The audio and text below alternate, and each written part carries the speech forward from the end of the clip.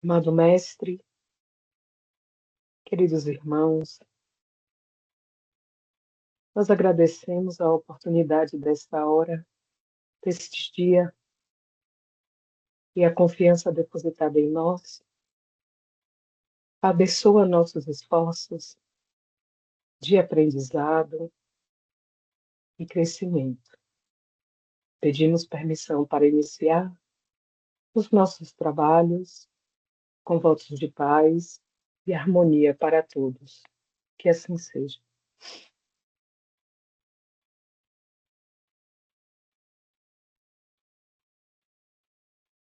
Então, boa noite. Vocês me escutam bem? Sim, Ótimo. Sim. Vamos então retomar o nosso estudo de plenitude. Estamos no capítulo intitulado Processo de Autocura, capítulo 9. E nesse capítulo, nós já passamos pelos dois primeiros estágios, né, que são focados especialmente na irradiação de energias positivas, em manter uma sintonia elevada, padrões mentais elevados. Essa é a condição essencial para que nós desenvolvamos bem-estar e desenvolvamos saúde. Agora vamos para o terceiro item do processo de autocura, elencado pela nossa benfeitora. Antes de fazermos a leitura, alguém tem alguma pergunta ou alguma coisa que gostaria de compartilhar?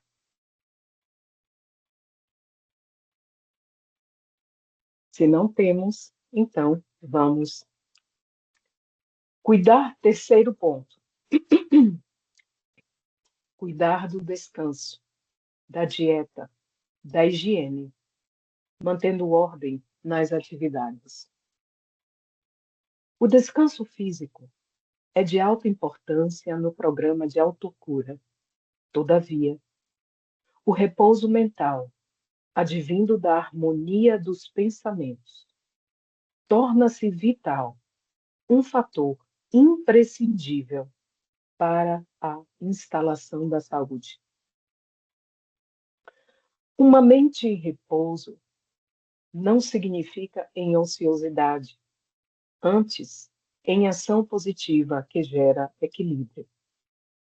Esse proporciona descanso das excitações, das emoções e sensações perturbadoras, geratrizes de doenças, de sofrimentos.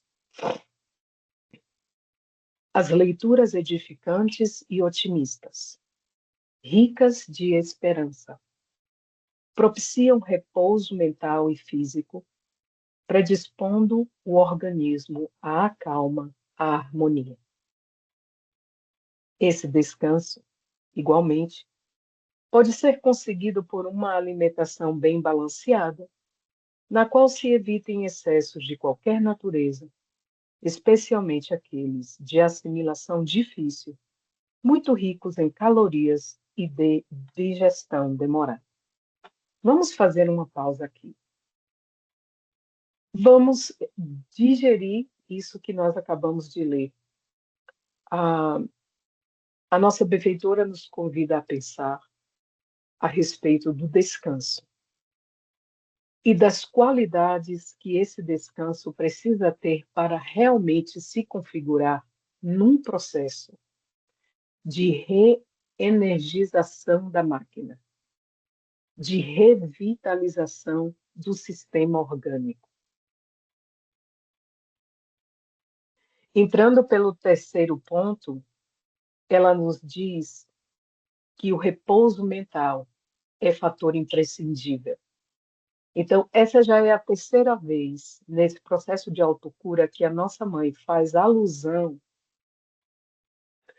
à questão da qualidade das energias quando a nossa mente está bem posicionada num quadro de equilíbrio, de emoções que alimentam o processo da vida e não o contrário. Então, por mais que se descanse o corpo, os músculos, o esqueleto, se a mente não está numa posição de alinhamento com as forças do bem, com as forças da vida, nós vamos sempre sentir as consequências desse desalinhamento, né? Então, a mente em repouso não é uma mente ociosa, que fica aí vaguejando, não pensa nada ruim. Não, é uma mente que está conectada. Por que que isso é importante? Por que que é importante que a gente se conecte com conteúdos positivos, alimentadores de vida, que estão relacionados com o processo de libertação, com o processo de eh, eh,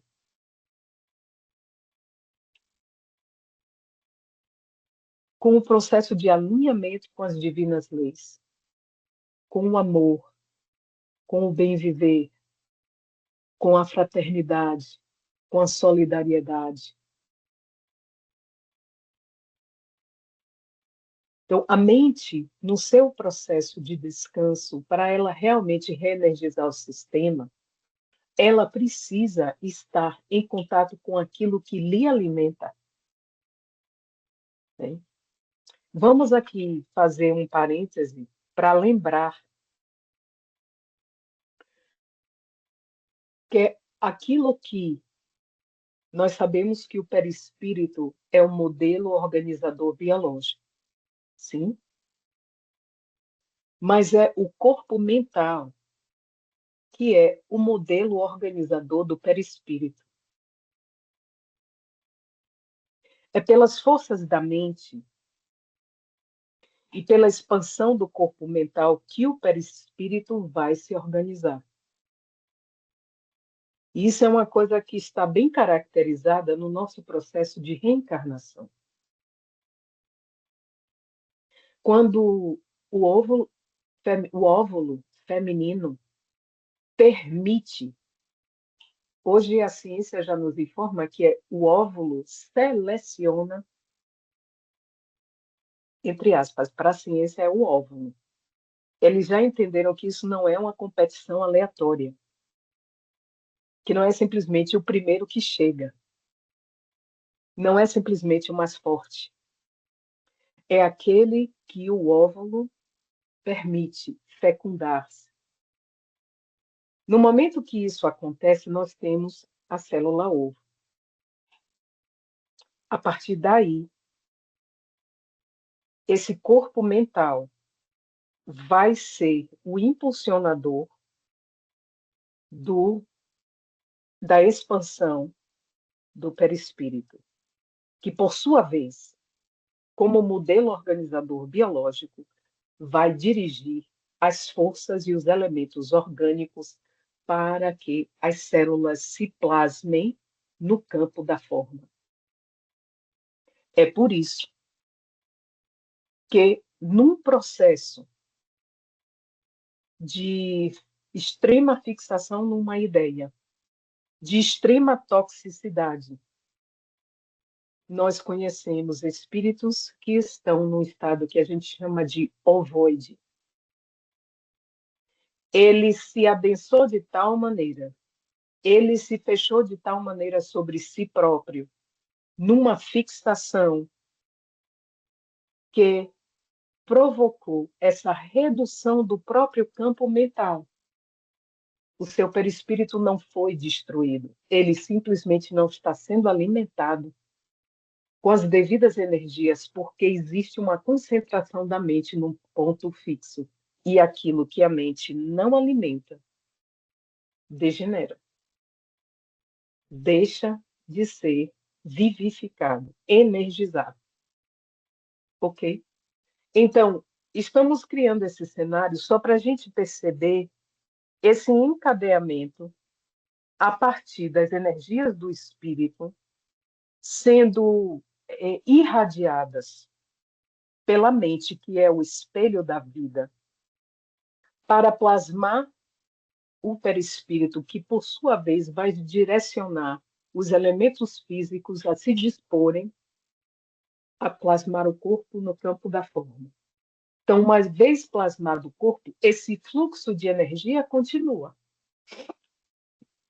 E para que esse fluxo de energia ocorra, essa circulação de fluido ocorra de uma forma adequada, a nossa mente precisa estar funcionando de uma forma equilibrada, precisa estar vibrando conteúdos que estejam alinhados com as divinas leis, tanto quanto possível.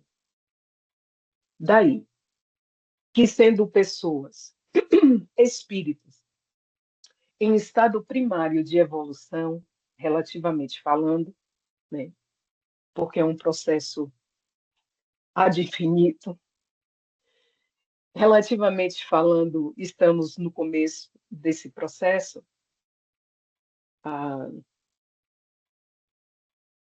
A nossa bagagem é uma bagagem ainda caracterizada pelo primarismo, pela animalidade. É óbvio que vamos ter estados mentais e estados emocionais que ainda não estão completamente humanizados, que ainda não foram resolvidos, reparados, sublimados, né, integrados nessa nossa, nesse nosso processo de autoconhecimento, né? Então, é inevitável que esses elementos vão chacoalhar, vão ressoar com diversas pulsões, com diversos estímulos do meio externo, gerando emoções um pouco assustadoras, às vezes, né? Gerando ansiedade, a tristeza, medo, enfim, um conjunto de emoções, pessimismo, né? Negatividade. Então, uma série de emoções que tem um conteúdo que exerce uma função contrária àquela que a harmonização desse fluxo energético requer. Faz parte do processo evolutivo, né? Então, nós chamamos essa necessidade de alinhamento com as forças positivas da vida uma pressão seletiva. A vida tem os seus mecanismos evolutivos, todos nós trazemos tudo o que precisamos para sermos bem-sucedidos no nosso processo evolutivo até alcançarmos a plenitude, já vem tudo embutido, já está tudo aqui. Mas para que essas sementes, para que estes potenciais possam eclodir, nós precisamos dar condição para que isso aconteça. Sim. Então, a interrupção do fluxo, o seu bloqueio, porque nós estamos aí colocando pedrouços de energias, de pensamentos negativos, pensamentos de baixo teor, né? Extremamente consumidos pela realidade material. Nós, o pensamento de alto teor, muitas vezes a frequência com que nós elevamos o pensamento, lemos conteúdo desse quilate é muito baixa em relação ao tanto de energia mental frenética que a gente produz se preocupando com o tanto de coisa que a gente precisa dar conta, e aquela ansiedade é aquela diferença, né? O estado Marta e o estado Maria. Uma que está na azáfama, no corre-corre, na ansiedade, se deixando levar pelos estímulos da matéria, sem a contrapartida de equilibrar suficientemente, porque entendamos que não existe pessoas que são só desequilibradas e pessoas que só são equilibradas. A maioria de nós estamos no espectro, né? A grande maioria e a grande maioria dos espíritos que nós somos estamos enfermos, com todo tipo de problemas de saúde, com falta de energia, com depressão. Não para depreciar quaisquer males-estares que nós apresentemos, porque sabemos que eles são consequência natural do nosso processo evolutivo, do patamar onde estamos, das energias que nós cultivamos. Mas o ponto é que hoje, há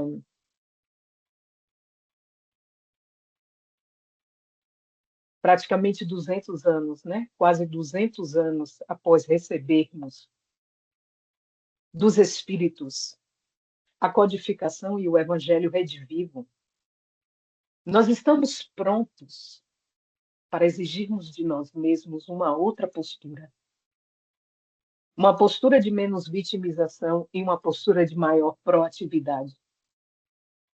Então, para isso, precisamos entender de uma vez por todas a necessidade de abrir espaços de silêncio, de estudo, de oração, para que o espírito que nós somos possa se expressar, possa imprimir a sua marca na experiência carnal. Então, permitir que esse fluxo de energias ocorra, vivificando o sistema e estabelecendo um relacionamento produtivo, eficaz, né, de reposição de energias, é um valioso aprendizado para nós. E depende que nós abramos espaços consideráveis de equilíbrio, de silêncio, de conexão com as fontes superiores da vida, praticando as disciplinas espíritas. Estudo, oração, né? Leitura salutar, ação no bem. Perguntas, comentários?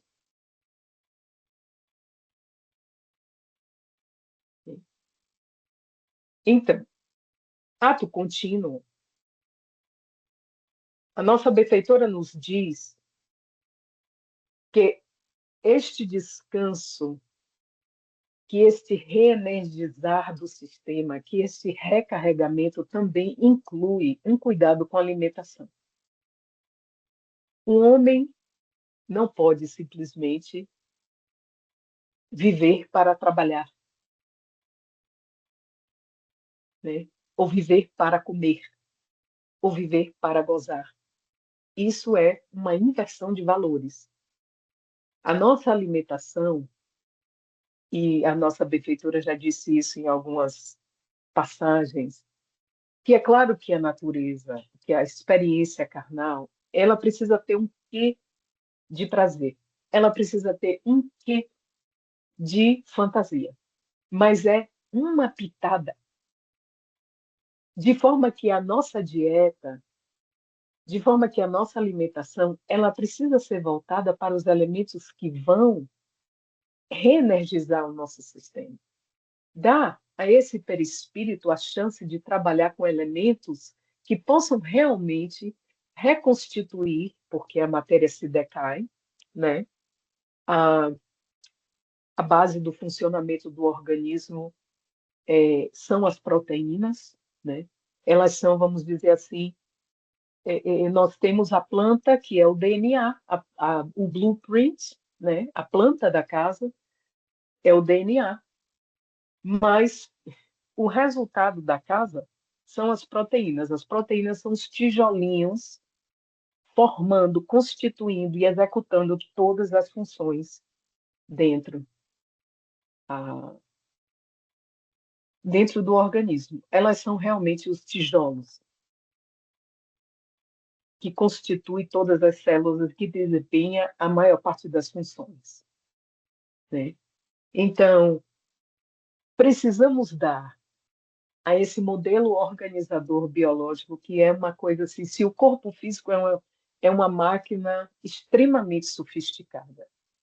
Se uma célula de mamífero é um sistema extremamente sofisticado, e com toda a nossa tecnologia, com todos os nossos aparatos quânticos, nós não chegamos nem a arranhar a superfície da célula de uma levedura, que dirá do corpo humano inteiro. e os seus mistérios. Isso é material para milênios de descobertas e maravilhas, né? Então, precisamos dar a esse perispírito, esse modelo organizador biológico, instrumentos mínimos para que ele possa fazer o trabalho de restauração e reparo que esse organismo precisa para funcionar de forma adequada. Então, precisamos respeitar os limites, sim? Comer sem nos empanturrarmos, comer alimentos que nos alimentem, que nos nutram, mas que não sobrecarreguem o funcionamento do metabolismo, né? Principalmente à medida que nós vamos avançando em anos na esfera física, né? Então, precisamos ter cada vez mais cuidado. A higiene também desempenha papel preponderante na reconquista da saúde. Ela faculta mais ampla eliminação de toxinas, ao tempo que proporciona agradável sensação de leveza. A higiene física também impõe a de natureza mental. Claro, se estamos vendo que o físico decorre do mental, a higiene do corpo vai requerer, num sentido extremamente profundo, uma higiene mental. Uma coisa decorre da outra. Cujo complexo, quando poluído pelas preferências perniciosas, preferências, olha a palavra que ela escolheu.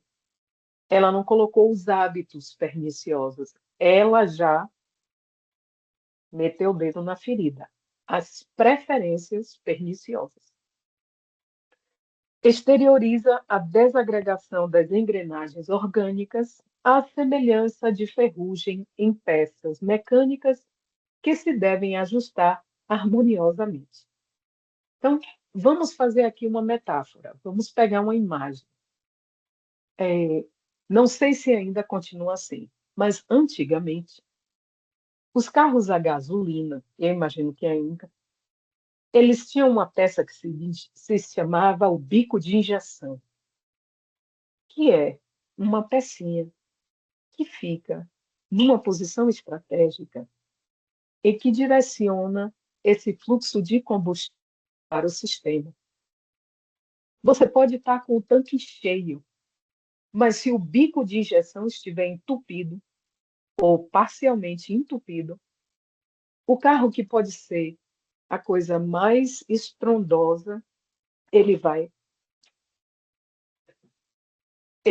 no soluço, ele vai no tombo. Ele não vai conseguir desenvolver propriamente. Por quê? Porque aquele fluxo, o combustível está lá. Pode ser o combustível com a mais alta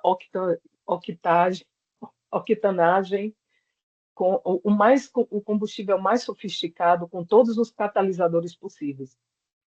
Se esse fluxo se encontra interrompido, o carro não vai funcionar adequadamente. Então, esse fluxo energético, essa higiene mental, ela precisa fazer parte da nossa higiene física. Tanto assim que o hábito de tomar o nosso banho, de fazer a higiene dos dentes, né?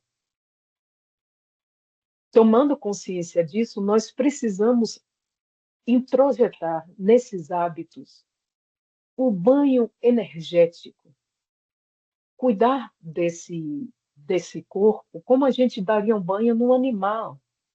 Nós temos um animal de estimação. Vamos aqui limpar o bonitinho, com carinho, com gratidão, porque a gente sabe que aquilo é necessário. Não só necessário, é extremamente importante. É imprescindível para a saúde do animal. Então, para todos esses soldadinhos, cada célula do nosso corpo cada proteína, cada átomo, eles se unem, formando suas moléculas, se encadeando eletronicamente, formando esse corpo, está tudo vibrando no seu padrão específico, cumprindo com o seu dever com a maior humildade. O mínimo que a gente pode fazer é procurar vibrar junto com eles e ter gratidão por esse sistema incrível de átomos que estão nos dando essa possibilidade de esquecimento do passado e de aprendizado para que nós tenhamos uma guarnição de lições e de experiências que nos vão empoderar a conquistar níveis cada vez mais elevados, reparando aquilo que deixamos por fazer no passado, em cada etapa melhorando um pouquinho mais. Então, para que esse fluxo continue a ocorrer, a nossa higiene precisa se caracterizar sempre de um processo mental, além do processo físico.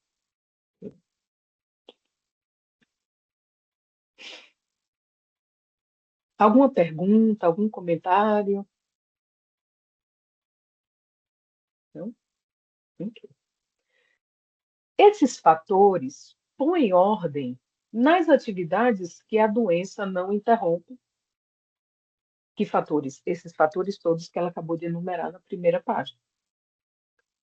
Nas atividades que a doença não interrompe, ou naquelas que, não obstante o problema de saúde, merecem reflexão, programação para posterior execução. O que isso quer dizer? Isso quer dizer que todo esse elemento de alimentação do espírito, de alimentação do psiquismo, de repouso físico, mental, higiene, tudo isso, isso é um processo que ordena, impõe uma ordem nas nossas atividades. Por quê? Porque tendo isso como prioridade, como fatores importantes, nós vamos ter que organizar a nossa rotina, vamos planejar, vamos organizar o nosso cotidiano a partir de atender a essas atividades com tempo, com presença mental. Então, isso se torna um fator de organização das nossas atividades, fora de um contexto de doença. Mas mesmo de um contexto de enfermidade, não precisamos abandonar. Primeiro que precisamos sempre do quesito higiene para todo o processo de cura, da menor ferida no organismo aos processos mais complicados. Mas o que isso quer dizer? Ela está nos conclamando a estarmos num estado de reflexão, num estado de conexão, entendendo que nós somos os criadores da própria realidade. Haverá sempre material que cai dentro da nossa responsabilidade para refletir, para programar, para administrar, para executar. Então, o corpo estando enfermo ou não, as atividades estando ordenadas e correndo cotidianamente, né, normalmente, ou havendo qualquer tipo de interrupção, a mente, estando funcional, precisa continuar no processo de ordenação das energias. Isso implica dizer que não podemos descambar para um descaso, para um desânimo, para uma atitude pessimista, né? Ah, agora que já não posso, agora acabou tudo, agora que já vamos ter que passar por um processo de luto, de aceitação, né, das novas condições, de uma situação de saúde crônica, né? Aceitação da concretude com que a transitoriedade do corpo vai ficando cada vez mais palpável à medida que vamos avançando, né? A pele vai perdendo, já apresentamos uma série de pequenas coisinhas aqui, é uma dor aqui, é uma dor acolá, é um desgaste aqui, é um desgaste acolá. Então, a vida vai nos sinalizando. Vamos desenvolvendo também os processos enfermiços que nos cabe passar. Mas, da mesma forma que precisamos atender no repouso e na higiene a uma ordenação mental e a sua sintonia com as fontes superiores da vida, o fato de estarmos com um corpo enfermo não nos impede de continuarmos fazendo isso na medida que seja necessária, na medida que esteja adstrita às nossas responsabilidades. Ok? Quem não se programa sofre as surpresas da improvisação com os danos porventuras presentes. O leito de enfermidade é lugar para acuradas meditações e estabelecimento de metas, que a agitação do cotidiano em outra situação não permite. Ao mesmo tempo, a revisão dos atos e comportamentos torna-se oportuna, buscando descobrir a gênese de alguns males ora desencadeados ou os efeitos das ações impensadas que geraram os distúrbios agora sofridos. Quantas vezes, quantas vezes a gente deixa de fazer esse processozinho, né, que Santo Agostinho recomendou para a gente em O Livro dos Espíritos, né, de estarmos fazendo essa reavaliação, revisitando o dia, as horas do dia, na hora do sono, tendo aquele olhar de observação, de avaliação, como é que foi o nosso trabalho ao longo do dia? O que é que nós precisamos melhorar hoje? Precisamos estar um pouquinho mais atentos a isso e aquilo. Fizemos bem nisso, então vamos continuar atentos, né? Não precisamos esperar que o bonde saia dos trilhos. Mas, como somos ainda muito indisciplinados e a irmã enfermidade vem bater a porta, então nos tira de comissão, suspende, altera o nosso padrão de atividades. O que significa dizer que isso é um convite para nós reconsiderarmos como estamos nos conduzindo, fazermos uma avaliação um pouco mais cuidadosa, né? Ela vem quebrar uma inércia e nos permitir, a partir desse leito, a partir desse processo de convalescença, que nós estejamos aí meditando, utilizemos esse tempo para avaliar, para meditar e para fazer novos planejamentos e novas programações. Então, é um grande convite, né?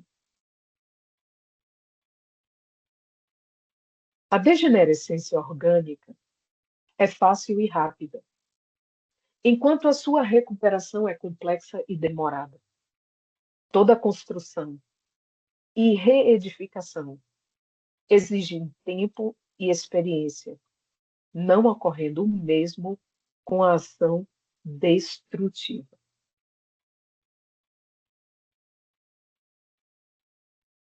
Tudo aquilo que vai desmoronar, demolir, destruir,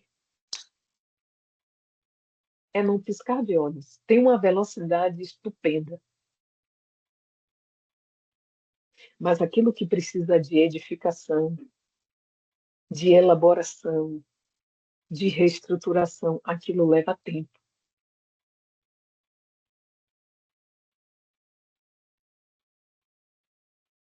A vida saudável, portanto, são os esforços concentrados para a manutenção dos equipamentos da maquinaria corporal, sob equilibrado comando do espírito. Esse é o panorama de saúde.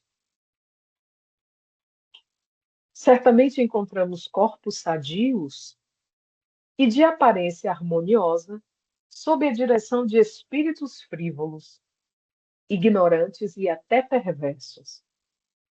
É natural a ocorrência, que passará a um plano lamentável no futuro, em razão do seu mau uso atual, exigindo lenta e sofrida recuperação, mediante enfermidades dilaceradoras dolorosas. Muitas vezes, e isso já foi narrado também por André Luiz, pessoas belíssimas, corpos assim, que parece que o Michelangelo esculpiu.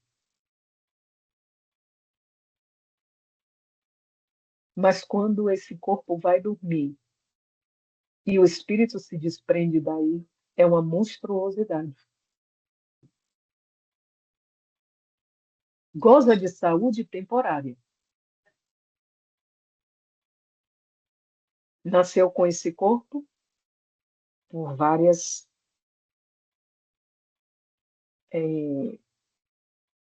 considerações inerentes ao processo reencarnatório desse espírito.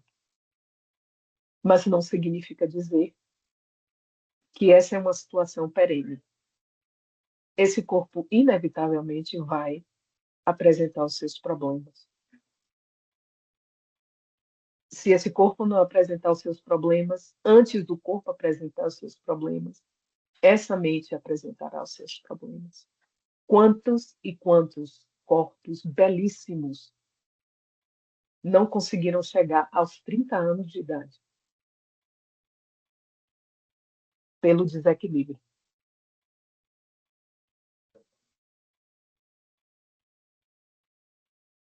Então, não é uma situação de garantias. Mas os espíritos que passam por essas situações e alcançam uma certa longevidade, pelo mau uso que fazem do corpo humano, vão pagar caríssimo todos os abusos relacionados ao uso direto do corpo, seja por tornar o corpo um mero instrumento de prazer, ou pelas ações que são perpetradas com relação a outrem, causando danos a outrem. Tudo na natureza exige reparação. Tudo, tudo, tudo. Então, estamos vendo aqui, em qualquer situação, são todos projetos em andamento. No final de contas, a lição é essa. Para desfrutarmos de saúde, de bem-estar, porque quando nós pensamos saúde, falamos saúde, entendamos saúde integral. Que não é simplesmente o corpo estar uma beleza. É a pessoa conseguir ter um estado emocional, mental de bem-estar, porque sem isso, o fluxo energético que vivifica todo esse sistema triuno é interrompido e as coisas vão gerar todo tipo de padecimento, aqui ou no além, porque a próxima dimensão é uma continuação da nossa. A gente não deita enfermo, falece e desperta numa lei saudável. Não é exatamente assim que acontece. Pouquíssimos os espíritos têm condição de chegar no além, e precisa ser um espírito extremamente elevado para passar por um processo enfermiço na Terra, desencarnar e já despertar sem dor e sem sequela daquilo que ele tem vivido. Estamos falando das pessoas ordinárias como nós, do espírito médio, né, na face da Terra. É da divina lei, ninguém malbarata o patrimônio da vida sem experimentar as funestas consequências. É da lei. Da mesma forma, com frequência, são encontrados corpos mutilados em padecentes, nos quais habitam espíritos sadios ditosos. São eles os mestres da abnegação, que acima dos limites orgânicos, sem qualquer angústia, lecionam coragem diante da dor e ressarcem antigos débitos que ficaram nas páginas do tempo e agora se apresentam para proporcionar a libertação total de quem os adquiriu. Em toda a criação, vige a lei de igualdade, graças à qual ninguém frui de felicidade em caráter de exceção. A luta é o clima por onde passam todos os seres na via de evolução. Olha que lindo. Né? Lendo esses dois últimos parágrafos, nós nos recordamos do gigante deitado, né? E mesmo tendo uma paralisia, né? Estava aí a palestrar, a falar do espiritismo, a ser um, um exemplo de alegria, de resignação, de felicidade, de dar testemunho da verdade. Quantos como ele, né? Conseguiram deixar legados, inspirar a nossa caminhada, nos ajudar a suportar as nossas provas. Então, a aparência do corpo, uma atitude assim, não, uma aparência saudável não significa falta de enfermidade, porque nós sabemos que as enfermidades, elas resultam de um psiquismo enfermo, desse bloqueio, desse fluxo de energia que deve fluir do espírito para o corpo de uma maneira natural, e segundo o que Deus programou para nós. Algum comentário, alguma pergunta? Ficou claro até aí?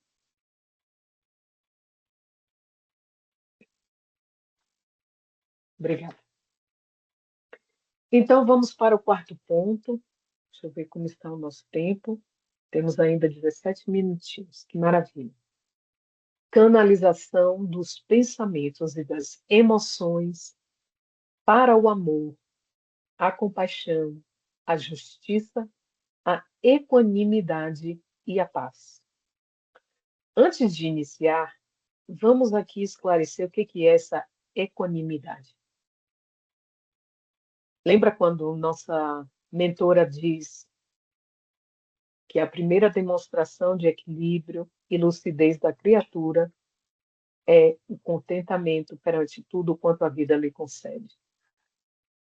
Essa é uma atitude de equanimidade. É uma atitude de tolerância, é uma atitude de compaixão, temperando todos os aspectos da vida, aceitando com gratidão, com compaixão e com tolerância.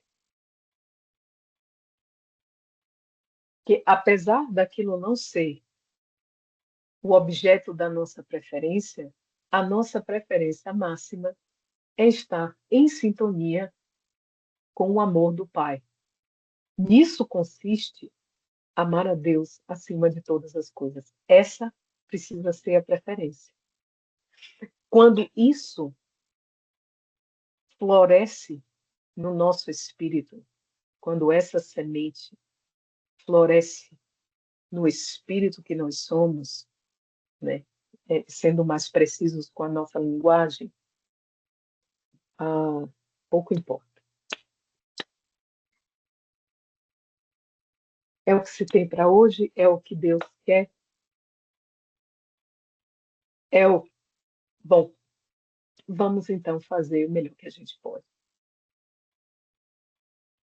A gente não se perde pelos labirintos da queixa, do julgamento, da revolta, do desespero, do pessimismo, do desânimo, da desesperança, do reclamar, do tudo isso são forças contrárias ao nosso equilíbrio. Então, quando a gente diz assim, e lemos de fato essa semana, em Jesus e justiça, né? Em Jesus e a atualidade, que Jesus era equânime.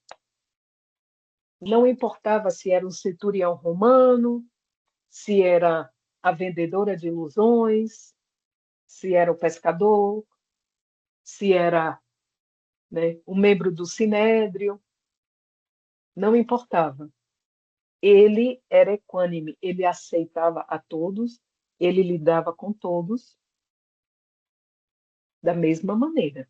Ele oferecia a todos o seu amor.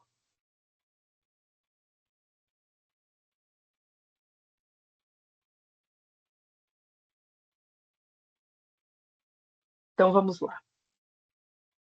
A preservação do pensamento otimista predispõe a um estado emocional receptivo à saúde.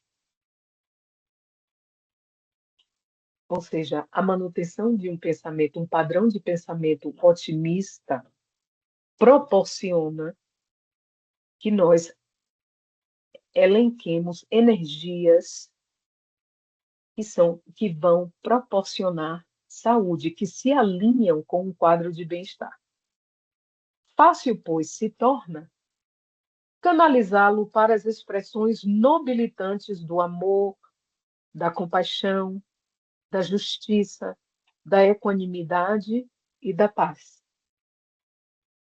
O amor, que é o elan mágico que unirá todas as criaturas um dia, deve ser cultivado na condição de experiência nova, que o exercício converterá em um hábito, em um estado normal do espírito. Estamos aprendendo sobre o amor, estamos desenvolvendo essa nossa percepção, a nossa capacidade de amar, entendendo o amor, vivendo o amor nas suas diferentes possibilidades. Isso temos um caminho longo pela frente, né? Mas uma atitude de uma certa abertura, de uma certa curiosidade com a vida, deixa eu ver o que é aqui que eu posso fazer com isso, ao invés de nem me fale, não quero nem saber, nem me chame, não me envolva. Não, com isso eu não me meto. Nós estamos fechando as possibilidades. Estamos simplesmente tirando as nossas chances, né? Uma atitude otimista não é simplesmente uma atitude de jogo do contente, de fazer de conta que está tudo bem. A gente não precisa fazer de conta que está tudo bem. Está tudo bem. Por quê? Porque estamos passando pelas experiências que são necessárias. Experiências essas que nós elegemos no nosso processo evolutivo, com todos os descontos, né? Com a misericórdia de acréscimo divino, que vai dando todo tipo de desconto. Não, mas ela fez isso, não, mas naquela oportunidade, você lembra? Ela vai, parece coisa de avó, vai dando tudo que é desconto. Ah, o amor divino a misericórdia divina é assim que opera, né? Então precisamos nos lembrar disso, porque é uma atitude de abertura. Precisamos nos exigir. Para que tudo isso aqui funcione, precisamos de uma atitude de abertura e otimismo. Ah, mas está acontecendo tanta coisa sim. O que é que o Livro dos Espíritos nos diz a respeito das guerras e dos problemas? Que um general, um comandante, ele se preocupa com os seus soldados, com a sua tropa, não com as vestes dessa tropa. As vestes e os equipamentos, né, acoplados a essas vestes são ferramentas de trabalho. Se a veste ficou chamuscada, se a veste foi queimada, se a veste foi perdida, se a veste foi roubada, isso não importa. Importa a tarefa, importa o objetivo, importa a vida desse soldado. E o que importa é a morte do pecado, não é o comprometimento do pecador. O- É isso que a gente está tentando lavar, esse comprometimento com a animalidade, né? Então, precisamos garantir que, por mais desesperadora que seja, as forças do bem estão conosco. Não estamos sozinhos, nunca jamais. Então, precisamos nos exigir uma atitude de, no mínimo, uma curiosidade. Deixa ver, tá? Eu estou vendo que isso aqui está me dando os arrepios, tá me descendo um frio pela espinha, mas tá aqui. Deixa eu ver o que é que eu posso fazer com isso. Jesus me ajuda. Isso só já é uma prece suficiente. Já é uma atitude de abertura, né? Então, a força do amor restaura a confiança nos homens e na vida, porquanto a sua presença produz estímulos, facultando que periodicamente o sangue receba renovação de cargas de adrenalina, produzindo revigoramento orgânico. Pela sua ótica, os acontecimentos apresentam angulações antes não percebidas. Angulações antes não percebidas. É um universo quântico, meu povo. É, é a proposta das probabilidades. Existem N possibilidades. N possibilidades. Quando nós estabelecemos uma preferência, nós estamos limitando as possibilidades. Quando ditamos, é assim que eu sou. Ah, mas com isso eu não lido. Já perdemos aí. Quantas possibilidades? Então, angulações nos remete, essa palavra nos remete à leitura do Evangelho, o ponto de vista.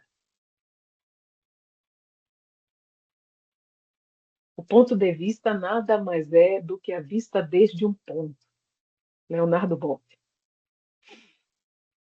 Então, para mudar de vista, precisamos nos postar em outro ponto. É só mudar o ângulo um pouquinho, né? Um pouquinho. Cada ângulo, por minúsculo que seja, vai nos permitir uma visão diferente. Tente fazer aí a experiência na sua cadeira. Não precisa nem mudar o corpo, é só virar a cabeça.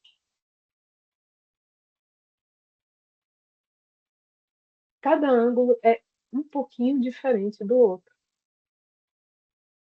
Pronto. Comprovado o axioma.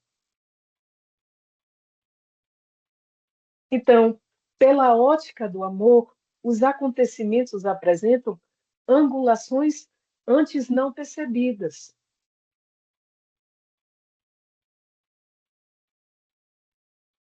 permitindo que as emoções não se entorpeçam nem se exaltem, ao mesmo tempo em que predispõem o indivíduo à compaixão, fator humanizador da criatura.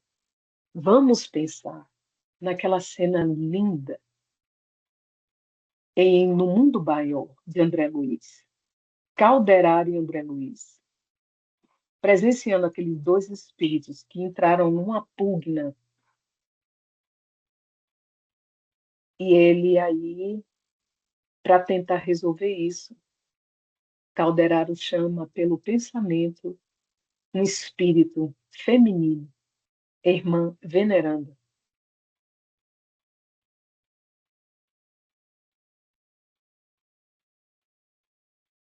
André Luiz, na limitação da sua visão espiritual, naquela época, ele viu que quando esse espírito começou a orar, e a vibrar. Foi assim um arco-íris se formando em torno dela. Aí depois Calderaro disse: Você não viu, foi nada. Esse arco-íris todo foi só um tiquinho. Quando André Luiz pergunta a ele, mas, mas por que precisou da intervenção dela? Ele dá a resposta, que é um dos ensinamentos mais incríveis que a gente tem nas obras complementares espíritas. A inteligência pode muito, mas só o amor pode tudo. Ou seja, as possibilidades para o amor são infinitas. Só um grande amor para tocar aquelas almas na agonia, na angústia de sentimento, na desesperação em que elas estavam. Só a energia do amor tinha essa possibilidade.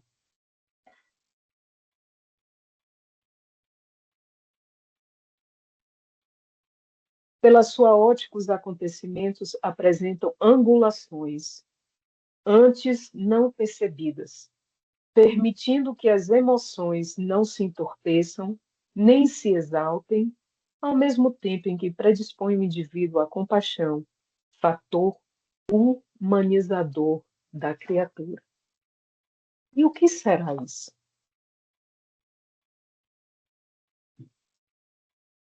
Será que é possível a gente ter compaixão sem tolerância?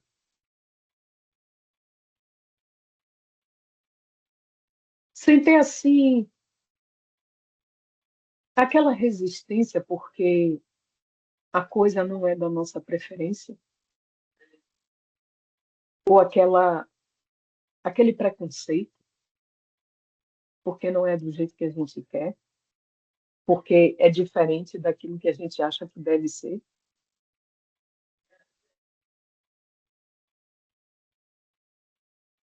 Então, não é à toa que a nossa mãe coloca a palavra equânime,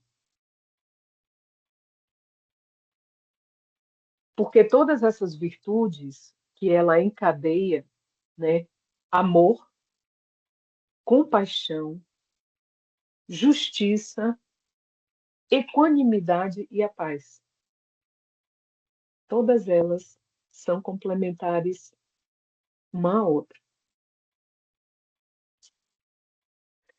Quando as forças conjugadas do medo e da ira, da mágoa e da vingança, do ciúme e do ódio começam a perturbar a emoção, o sentimento de compaixão pelo algoz, apresentando-o frágil e vulnerável, evita que o desequilíbrio trabalhe em favor da agressividade por parte da vítima. Esta passa a ver o seu adversário como sendo um doente da alma, que ignora a gravidade do próprio mal e, ao invés de derrapar na animosidade, envolve-o em ondas de simpatia, de compreensão, não lhe devolvendo o malefício que dele recebeu.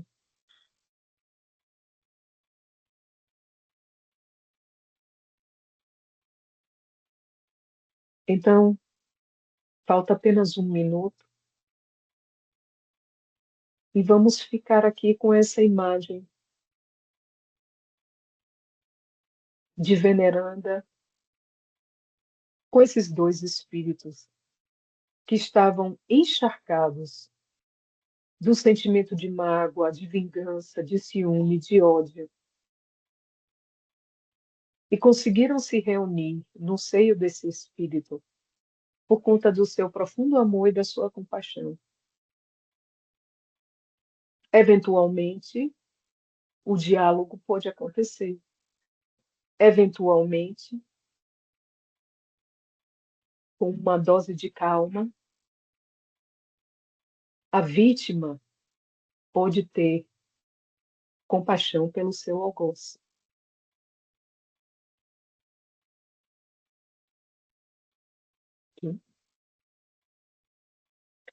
E vamos parar por aqui. E nesse momento de tantas agruras, de tantas transformações no nosso planeta, tantos passamentos, tantas situações fortes, traumáticas,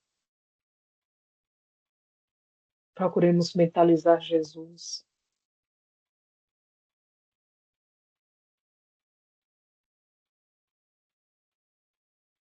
Procuremos esparzir em torno de nós mesmos essa energia de amor que nos é possível na nossa condição.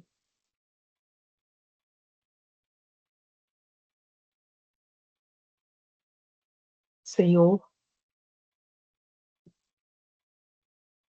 nós agradecemos por essa hora que nos concedeste, pela bênção dessa doutrina em nossas vidas, pela bênção de todas as doutrinas que estão secando lágrimas,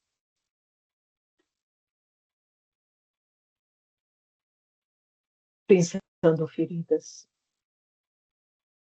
e revigorando o espírito combalido para continuar na luta.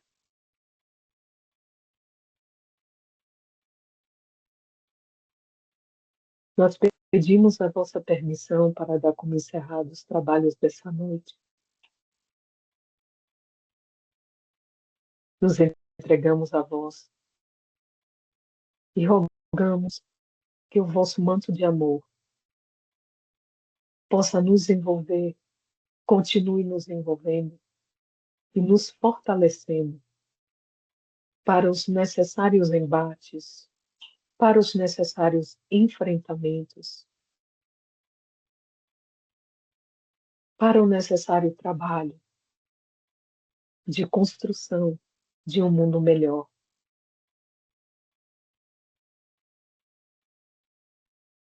Para o imprescindível trabalho de reformulação do nosso próprio caráter, para que com inteireza moral possamos integrar de forma cada vez mais efetiva o vosso redil de amor. Que o Senhor seja conosco agora e sempre, e que assim seja. Que assim seja. E assim seja. Muito obrigada, querida. Obrigado. Boa noite, boa noite. Boa noite. Débora, Boa noite. eu completamente me arrastei aqui e me esqueci. Olha, ela já foi. Vou depois mandar uma mensagem para ela. Boa noite, queridos. Muito obrigada. Boa noite. Obrigado a vocês. Boa noite. Da próxima vez, você pode pedir para que alguém faça a prece de abertura e a Débora a de encerramento, nem que seja para dar aquele espaço, né? Exato, exato. Mas em certo momento, eu me esquecia de encerramento. Mas em certo momento a gente combinou que faríamos a de abertura. Que você faria? Que nós faríamos. Me parece que eu sempre peço para mais alguém fazer, porque como não tem muita participação durante Exato. a exposição, pelo menos alguma coisa, né, para tentar quebrar um pouco essa passividade tão quase um pouco mórbida, né? É, minha irmã. Eu, como é que se diz? Eu vacilei. Foi atrapalhação minha mesmo. Não, mas não preocupa, você já vem com o embalo do dia inteiro, mas para o futuro. Exato, e nós conversamos até no começo a respeito da prece de encerramento. Ela falou: você consegue me ouvir para eu fazer a prece, coisa e tal? Mas quando eu pensei naquela cena de André Luiz, aquilo me tomou de um jeito, sabe? E aí aconteceu.